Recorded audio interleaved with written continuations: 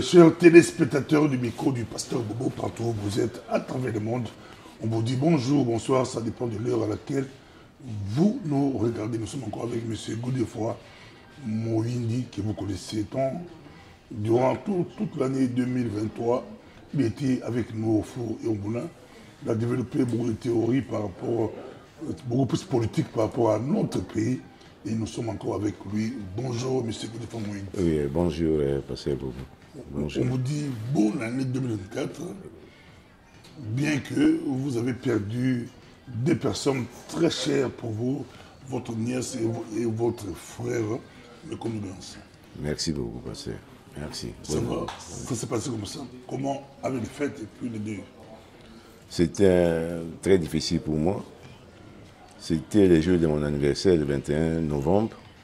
La même personne qui m'a appelé, j'avais écrit qu'il m'avait appelé pour me souhaiter bon anniversaire. Il m'a dit que ma nièce Nadine a fait un accident à Kinshasa, avait fait un accident à Kinshasa. Il était sur une moto et puis il y a un taxi qui a cogné les motos, il est mort sur place. Et puis quelques jours après, c'était l'anniversaire de ma fille, le 18 décembre. La même personne m'appelle encore le matin, je n'ai pas voulu prendre. Parce que le soir, il m'a appelé encore, il insistait. J'ai pris, il a dit que mon frère, le frère aîné, notre frère aîné qui habite à Lissala, est mort. Donc c'était terrible pour moi. Voilà. J'ai terminé. L'année n'a pas été bonne pour moi, la fin de l'année. Voilà. En toi, courage. Je ne sais pas, avec l'histoire des Wewa, on a beaucoup de deux avec l'histoire des Wewa. Que faire? Que faire, je ne sais pas. Moi, j'ai proposé qu'on puisse imposer les casques, qu'on puisse imposer beaucoup de choses, mais bon, au pays, on puisse former aussi la sécurité, une bonne circulation. Ça pose pour moi. Oui, surtout, j'ai été à Kinshasa, j'ai vu la circulation à Kinshasa avec les motos et les voitures. C'était. Personnellement, je ne saurais pas conduire à Kinshasa la journée. Peut-être la nuit, à Gombe, mais pas à Kinshasa, je ne saurais pas. Ils sortent de toutes parts, les motos. C'est un désordre complet. C'est vraiment malheureux. On doit faire en sorte que soit arranger des routes secondaires, parce qu'on n'a pas beaucoup de routes à Kinshasa. Il y a les grands astères, mais les autres routes, c'est vraiment. C'est malheureux. Voilà. Début janvier, ça bouge à Kinshasa, pendant que tout le monde attendait la publication des résultats de l'élection législative et puis on dit provinciale, voire même communale, les gens entendaient. On a fêté avec l'élection de Tshisekedi, on entendait. On dit il y a grincement dedans à Kinshasa, il y a deuil à Kinshasa. Kadima commence par les tricheurs, il proclame la liste des tricheurs qui fait bouger tout Kinshasa. Comment réagissez-vous? De toute façon, les rumeurs étaient déjà là.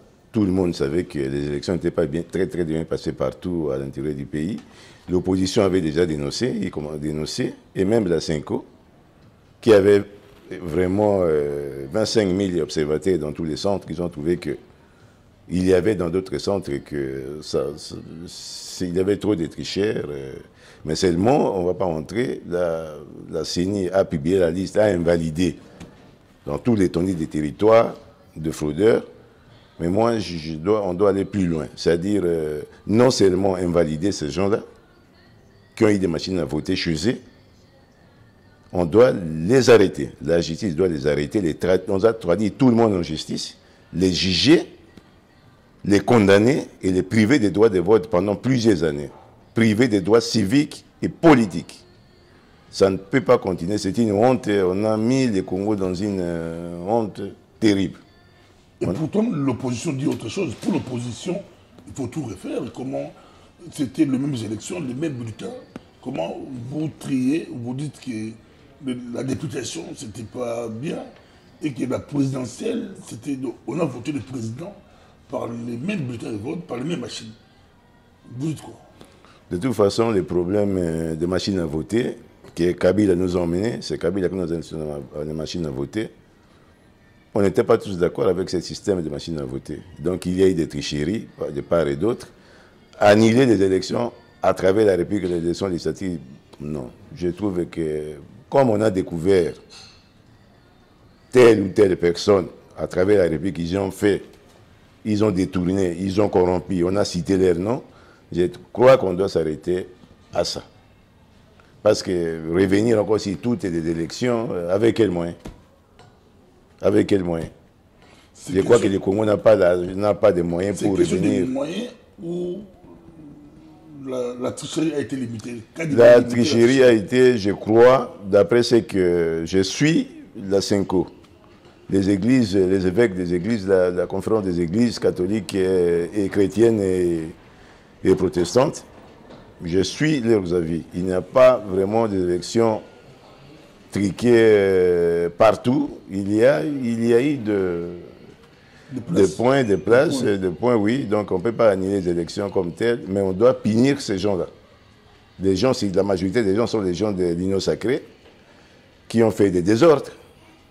Il y a des gens, on ne doit pas punir ces gens, on doit aussi chercher les gens de la CENI qui ont aidé. Comment les machines sont arrivées dans des maisons? Comment les machines sont arrivées chez les gens à la maison? Les gens qui ont corrompu, on doit arrêter, juger les fonctionnaires de la CENI qui ont été, qui ont été complices de certains candidats partout à la République. On doit les faire. Si on ne les traduit pas à la justice, tout le monde dirait que c'était des fraudes planifiées par la CENI. Donc la CENI a l'obligation... Monsieur Godefroid, je suis avec vous. Qu'est-ce qui s'est passé à Yakoma? Vous êtes originaire de Yakoma, Nord ou Bangui, c'est vers... on dit Yakoma, c'est Badolité, Centrafrique, Bomba, je ne sais pas. Qu'est-ce qui s'est passé à Yakoma? Là-bas, on a annulé, ils vont recommencer comme à Massimaniba dans les Kudo. C'est vraiment dommage. De toute façon, moi, je m'attendais à peu près à... J'attendais à des désordres, mais pas à cette ampleur. Il paraît qu'il y avait des milices. Des candidats avaient des milices. Ils avaient des machines à voter, comme on a dit, chez eux à la maison. Les gens n'ont pas vraiment pu voter. Ils n'ont pas pu voter. Il y avait presque une insurrection à Yakoma. C'est très triste. À Yakoma, on manque un leadership. À Yakoma, il y a un problème, c'est qu'on appelle en Kingwandi COB. COB, c'est-à-dire un mauvais cœur. Les gens ne s'aiment pas dans les territoires de Yakoma. Quand on parle de Yakoma, c'est Abouzi, c'est Wapinda, c'est Yakoma. Ils sont égoïstes. Ils vont chacun pour soi. Alors que pour les élections, nous devons être ensemble. Ce n'est pas seulement aujourd'hui, ça a commencé depuis longtemps. C'est vraiment malheureux. C'est ensemble. Donc, Abouzi, Wapinda, Yakoma, normalement, si mes pensées ne me trompent pas, on doit avoir 2 députés nationaux. Il y a 2 députés. Alors que s'ils s'attendaient très bien, si on avait un leadership, ils s'attendaient très bien, ces gens allaient mobiliser tout le monde, parce que tout le monde ne sont pas enrôlés. Hein. Quand on voit le nombre de gens qu'on a, Yakoma, Abouzi, c'est pas avoir seulement 2 députés. Les gens ne sont pas mobilisés, les gens ne s'attendent pas. C'est très triste. Il y a certaines personnes qui croient que parce qu'il y a le territoire de Yakoma, comme on a dit, Abouzi, Wapinda, Yakoma. Ils doivent être ensemble. Mais j'ai vu que des gens sont très égoïstes, mauvais. Et voilà les résultats.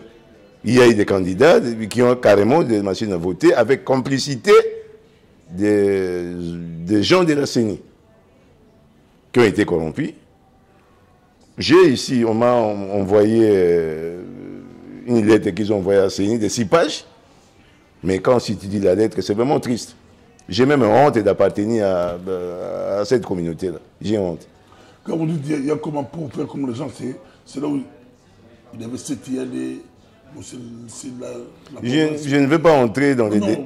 Pour expliquer aux gens qui comprennent, cette idée, les bobos, il y a comment? Oui,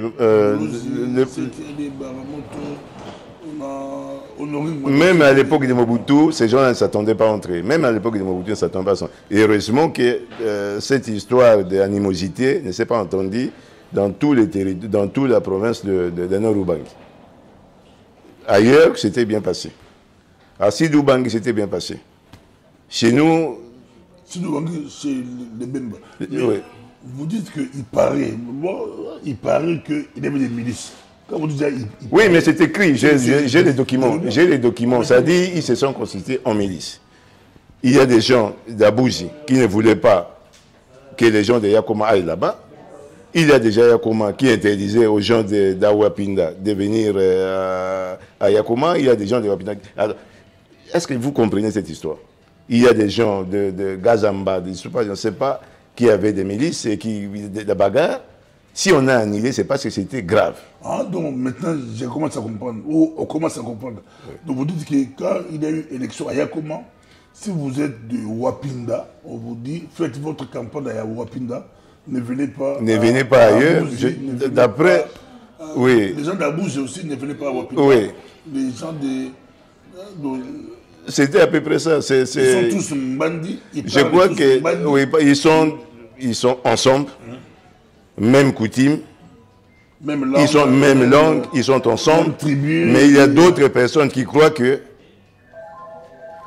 si j'ai parti d'un tel village, je serai élu. Non. Ensemble. Nous devons rester ensemble. Je crois que la seule chose, comme la CENI a annulé les élections à Yakoma, la seule solution est d'envoyer d'autres, pas des gens d'origine de Yakoma, d'envoyer d'autres fonctionnaires de CENI de Kinshasa venir organiser les élections. Les auteurs qui ont fait des troubles, ils doivent être arrêtés, traduits en justice, privés de leurs droits civiques et politiques. Les gens de la CENI qui devraient envoyer ailleurs, doivent venir à Yakoma, avec des policiers d'ailleurs pour organiser de nouvelles élections. Parce que c'est une honte.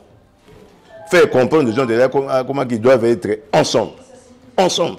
Mais là-bas, la CENI n'a pas cité des noms. Il a fait des troubles. On dit on va annuler. J'ai la liste avec des noms. La CENI a la liste avec des noms. Mais ce sont tous des gens de l'Union sacrée. Vous comprenez ce que je dis? On a annulé parce que j'ai la liste de qui a fait quoi. J'ai réussi la liste de qui a fait quoi.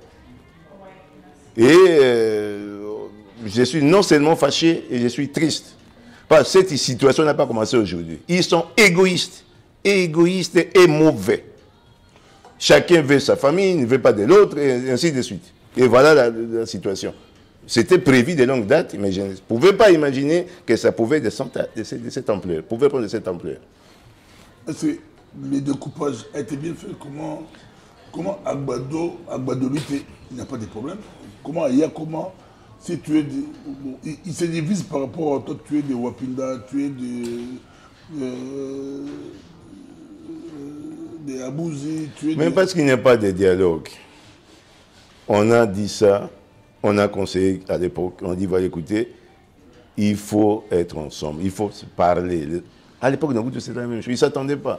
Ils n'attendent pas à tel, n'attendent pas à tel, et c'est comme ça qu'ils ont été. Et voilà, maintenant, on croyait qu'avec la nouvelle génération, ça sera un peu changé. Non. Depuis 2006, 2012, que ça a commencé avec cette histoire. Des mésattentes et des gens Abou, j'ai dit, non, nous, les gens de tel, disent, c'est nous. Non, c'est pas sérieux, tu vois. C'est pas sérieux. Mais il faut... pas que la démocratie, c'est la majorité, le nombre de personnes qui te votent. Mais quand vous parlez de la majorité, il faut qu'on laisse les gens voter librement. Mais ce qui s'est passé, on n'a pas laissé les gens voter librement. Il y a des gens qui ont empêché les autres d'aller voter. La machine a voté, ont disparu, ils sont partis avec. C'était, si la CENI a décidé d'annuler les élections à Yakoma, c'était grave. Bon, à supposer, ça m'intéresse quand même. À supposer que 2 députés sortent de Abouzi, les autres vont crier, ou 2 députés, parce que là-bas, ils n'ont que 2 députés. Oui. Les 2 sortent de Abouzi, ou les 2 sortent de Wapinda, ou les 2 viennent de... Normalement, si ça posait un problème? Non, normalement, si le vote s'était bien déroulé, il n'y a pas de problème. Il ne peut pas avoir de problème. Si on a voté les gens deux sortes d'Abuja, des Wapino, et d'ailleurs, comment, normalement, il n'y a pas de problème. Si les gens là travaillent, pour les... Si les gens... Parce que les gens ne vont pas aux élections pour les intérêts généraux. Ils vont des élections pour des intérêts personnels. Ils ne vont pas pour défendre les gens de Yakoma, ils vont pour leurs propres intérêts. C'est ce qui est dangereux. Propres intérêts, c'est ce qui tue les Yakoma. Ils manipulent la masse. Oui, évidemment. Parce que là, les premiers sérieux, bon, tout bien un tribalisme, ce n'est pas les... Non, ce n'est pas... Mais on ne parle de ça, en Kingwandi, c'est résumé par Siobé. Siobé, Motema Mabé. On ne veut pas que l'autre Azala, Ngaïkaka. C'est ça, et puis voilà. C'est ça. C'est pas autre chose. À Gbadou, ça passe parce que c'est les Mobutu. Oui. À Gbadou, c'est les Mobutu, là, ça passe. Oui, ça dit, bon, Gbadou, il n'y a pas... Oui, Kotakoli, Gbadou, Boussinga, Bosobolo, parce que l'Inorubangi, ce n'est pas seulement Badolite, Yakoma, c'est aussi Bosobolo, c'est aussi Boussinga. On n'a pas entendu des choses. Là-bas, les leaders sont très connus. Là, on n'a pas entendu des choses. À Norubangi, à Sidoubangi. Les enfants Mobutu, à Yakoma. Je n'aime pas citer des noms. Je dis seulement que... Parce que vous avez commencé à Yakoma, il n'y a pas de leader. Il n'y a pas de leadership. C'est-à-dire il n'y a pas de leadership. Il n'y a pas un leader qui aime tout un peuple. Qui aime tout. Il ne s'aime pas. C'est le problème d'amour. Il ne s'aime pas. On ne peut pas dire ça autrement. C'est ça, il ne s'aime pas. Tu vois? Il ne s'aime pas. À Kouamoutou, à Massimani, on ne sait pas vraiment ce qui s'est passé, mais j'aimerais bien aussi avoir quelqu'un, un ressortissant de Massimani. Non, exactement, à Massimani, c'est exactement presque la même chose. Donc, la seule solution qu'on doit faire ici, on va faire les élections, que les gens de Massimanimba ou bien de Yakoma, que les gens de Séni, de Kinshasa, aillent organiser des élections là-bas. Sécurisons avec des policiers pour sécuriser pour que la population vote à l'aise. Mais les gens qui ont triché, je répète encore, les gens qui ont triché, ils doivent être punis. Punis, on doit les priver des droits de vote, des droits civiques et politiques pour plusieurs années. Si la CENI ne fait pas ça, ça dit la CENI est complice. La justice doit punir ces gens-là. À travers, pas seulement, il y a comment, à travers toute la République, à travers toute la République. Il ne suffit pas seulement d'invalider tel ou tel et tel, comme on a fait, la CENI a fait, il faut aussi les punir. Si on ne les punit pas, on dirait que voilà, c'est une fraude généralisée. Le monde entier doit savoir qu'il y a... Revenons au 31 décembre. Félix Tshisekedi réélu avec 73,34%, dévançant largement Moïse Katumbi qui était en tête des opposants, qui a eu 18%, 18, quelque chose. Et l'opposition qui est au scandale. Pour l'opposition, c'est le grand scandale du siècle pour l'opposition. Comment avez-vous réagi? Je crois qu'on a parlé avec toi il y a 3 mois. Il y a 3 mois avant les élections, on a parlé sur ce sujet-là. Je vous ai expliqué. Les élections présidentielles, avec autant de candidats, plus de 20 candidats aux élections présidentielles, favorisaient les candidats sortants. Ça favorisait les candidats. Et je prends seulement un exemple simple. Si on a 100 personnes, avec tous ces candidats, le président sortant, il a déjà 30 acquis. Pour ce qu'il a déjà fait, les gens les connaissent. Tous les gouverneurs de province sont de l'Union sacrée. Les gens les connaissent, il a déjà 30. Dans les lois électorales, celui qui a 1 point de plus devient président. 1 point de plus devient président. Donc le président actuel, s'il a eu 73%, pour moi, parce qu'on avait parlé de ça à l'époque, j'avais dit qu'il n'y avait pas de candidat. Katumbi, un poids lourd. Katumbi, c'était un poids lourd, mais c'est moi le problème de Katumbi. Des mois et des mois, on a matraqué Katumbi avec les lois Tchani, la proposition des lois Tchani, avec des mains impaires et mains mères. Et comme les Congolais étaient sortis d'une situation difficile, des Kabila, père et fils, qui nous ont menés, des puissances étrangères, qui ont infiltré les services de renseignement, l'armée, et qu'on n'arrive même pas, on n'arrive même pas à en finir avec une petite rébellion d'il y a un 23, une petite rébellion de 2023. Les Congolais, quand on les dit aux Congolais, qui est de nature tribale, je répète, les Congolais de nature tribale, on les dit que Katumbi vient des zombies, tout ça, personne ne va voter Katumbi. S'il a eu 18%, ce n'est pas un problème de tricage. L'opposition ne doit pas crier. Même s'il n'y avait pas d'histoire législative, Chichi allait gagner. A gagné sans tricherie.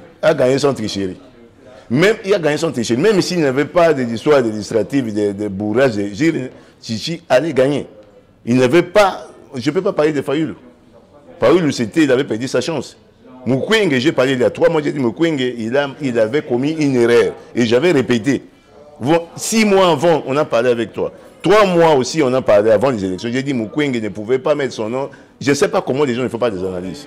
Il n'avait aucune chance. Il n'est pas connu au Congo. Il n'avait aucune chance. Tu vois. Nombre de candidatures opportunistes qu'on a mis là-bas, Chichi allait gagner. Allez gagner. Nous sommes avec vous. On va commencer à atterrir directement. Tshisekedi réélu pour 5 ans. Vous dites qu'il a gagné sans tricherie. Il a gagné, bien qu'on a arrêté des tricheurs par-ci par-là. Vous dites que c'est sans impact pour vous, Tshisekedi. Allez toujours gagner. Mais aujourd'hui, réélu, si on vous demandait des conseillers Tshisekedi qui va prendre 5 ans, qui va diriger ce pays pendant 5 ans, il va procéder comment? Il va commencer par quoi? Il va faire quoi pour réussir son mandat, son deuxième mandat? Je crois qu'on a déjà parlé on avait parlé de cette situation. Je vous avais bien expliqué ce qu'il y a maintenant. Si d'abord on a un problème sécuritaire de l'Est. La priorité, c'est d'abord le problème de l'Est. Libérer notre territoire aux mains de rebelles qui est aidé par un petit pays de 26 000 km² avec une armée de moins de 40 000 hommes. C'est une honte. C'est une honte nationale. On doit d'abord terminer avec cette histoire. Il doit avoir un gouvernement. Il aura un gouvernement il aura peut-être la majorité. Il va faire un gouvernement. Les budgets de l'État, comme j'ai toujours répété, c'est totalement ridicule. Les budgets là. Qu'est-ce que vous attendez de Chichi? Les budgets de l'État est totalement ridicule pour résoudre tous les problèmes du Congo. 5 ans, 10 ans, 30 ans, 40 ans. Non. Il doit faire un programme de gouvernement. Il doit demander pour des grands travaux au Congo parce qu'il n'y a pas de route. Lui-même, pour aller faire des élections, aller à Ouvira, il a fait comment? On m'a dit qu'il a passé par le Burundi. C'est une honte. Il faut des grands travaux. Les grands travaux qu'on doit faire pour avoir des routes à travers le Congo, il faut nécessairement avoir un financement de la Banque mondiale. Un gouvernement, avec un gouvernement, on a des moyens. On peut en prêter de l'argent, on a des moyens. Les sous-sols et les sols, on a des moyens pour rembourser nos dettes. Donc, avec les budgets là, il ne fera rien.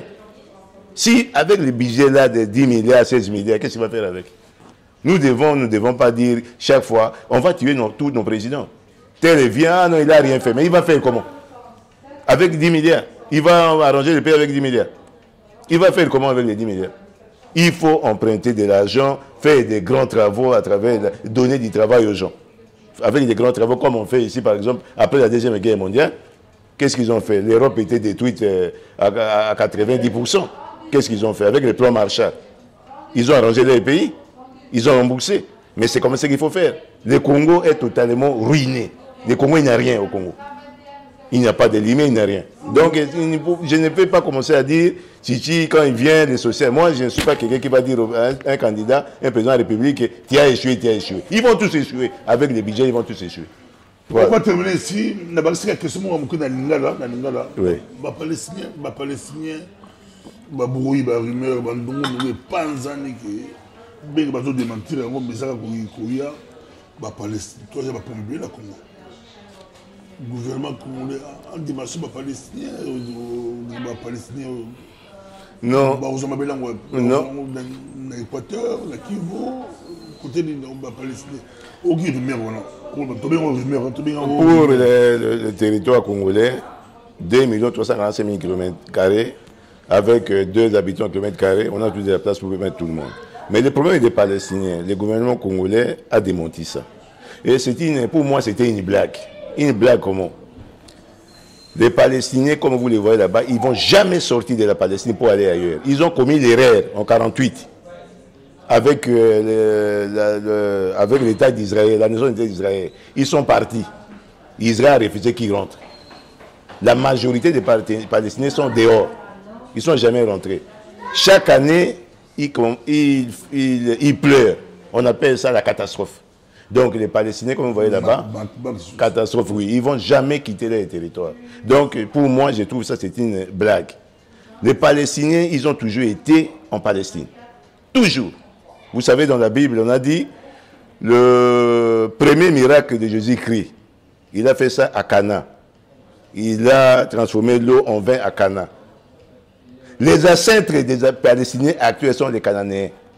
Les ancêtres des Palestiniens actuels. Ils ont toujours vécu là-bas. Un jour, Jésus-Christ, parce que tu es passé, je te l'ai dit. Jésus-Christ s'est promené. Il est arrivé en Samarie. Galilée, la Samarie qu'on appelle maintenant la bande de Gaza, la Cisjordanie. C'était la Samarie et la Galilée. Il demande de l'eau à une femme. Qu'est-ce que la femme elle a dit? Toi, tu es juif. Moi, je suis samaritain. Pourquoi tu me demandes de l'eau? Ça dit, dans cette terre-là, il y a toujours d'autres peuples qui ont existé depuis toujours. Depuis toujours. Donc, si vous voyez la télévision française, comme tout le monde le dit ici, ah, les Palestiniens sont partis parce qu'ils ne connaissent pas l'histoire. Ils ne connaissent pas l'histoire, ils vont partir où? Maintenant, l'armée israélienne qui est devenue la plus puissante, qu'on disait que la plus puissante au monde, supportée par la grande puissance au monde, ils n'arrivent pas, depuis le 7 octobre, d'en finir avec des gens qui ont des kalachnikovs et des roquettes faites à la main. Et ils vont les prendre, les Palestiniens vont les jeter ailleurs. Ils avaient demandé que les Palestiniens poussaient les Palestiniens au désert de Sinaï. Comme ça, on ferme la porte, ils ne rentrent pas. Mais ce sont des illusions. Ils ont toujours vécu là-bas. Ils doivent avoir 2 peuples là-bas, peuple juif. Les Juifs étaient partis il y a en 77 après le Christ, avec la révolte des Juifs contre l'occupation romaine.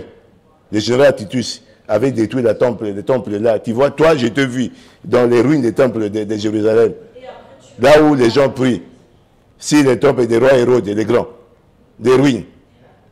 Les Israéliens étaient partis, les Juifs étaient partis à travers le monde. Ils ont beaucoup souffert en Europe ici. Depuis l'Antiquité, ils étaient toujours ici. Ils ont fui, depuis là, ils étaient là. Ils ont l'antiséminisme. Et ça vient où? Ça vient de l'Europe. Qui ont maltraité les Juifs? C'était les Européens. Maintenant, ils ont des devoirs moraux. Ils vont commencer à faire ce qu'ils font maintenant. Non. Les Palestiniens ne vont ni au Congo, ni dans un pays arabe. Les Palestiniens resteront là où ils sont. Merci beaucoup, ils vont rester là-bas. Merci beaucoup. C'était le micro du pasteur Bobo avec M. Godefroid Moïdi. Merci. Merci beaucoup. Vraiment. Merci. Au revoir. Merci. C'était extraordinaire. Merci. Merci.